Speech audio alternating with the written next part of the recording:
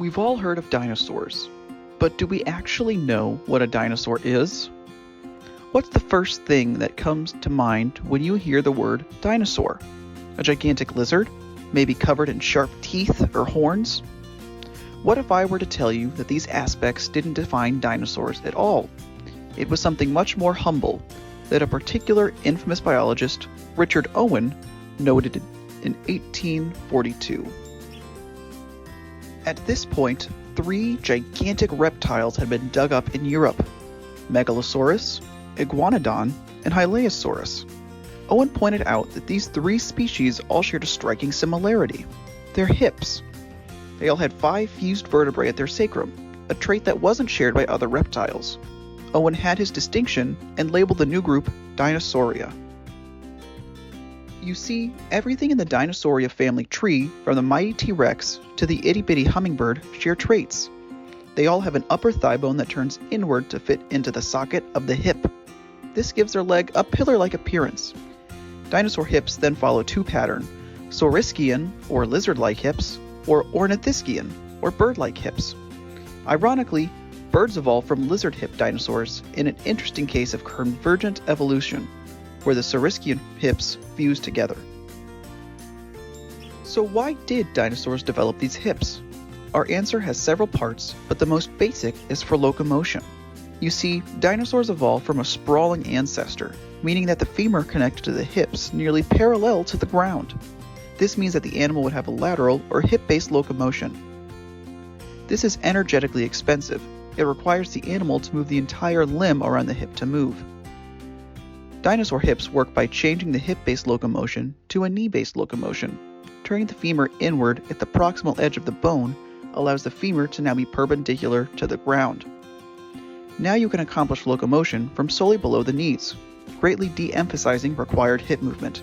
This is more energetically efficient than hip-based locomotion and allowed dinosaurs to move more quickly for longer periods of time. However, the advantages didn't stop there. Dinosaurs' hips allowed them to get big, like really big. At the extreme end, Argentinosaurus was one of, if not the, largest land animal ever. It measured in at 115 feet long and weighed upwards of 83 tons. If dinosaur hips had a sprawling posture, their immense weight would crush them to the ground, instantly immobilizing them. However, this is where our hip shape comes back into play. Having hips that face the femur toward the ground provided an adequate way to move force downward, placing the stress on the bone rather than just the joint. However, even with these modifications, there would still be too much force on a regular hip joint. Dinosaurs worked around this by using enormous amounts of soft tissue in their joints, constructing heavy layers of epiphyseal cartilages, fibrocartilaginous pads, and joint ligaments. In this way, dinosaurs were able to support their immense weight and grow to gargantuan proportions. Finally, dinosaur hips actually helped the Ornithischian dinosaurs to breathe.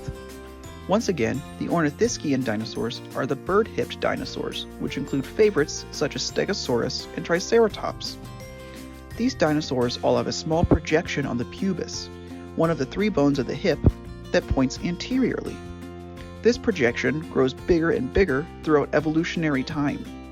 Research from George Washington University speculates that this projection could have served as an anchor point for a puboperitoneal muscle that grew more robust throughout evolution.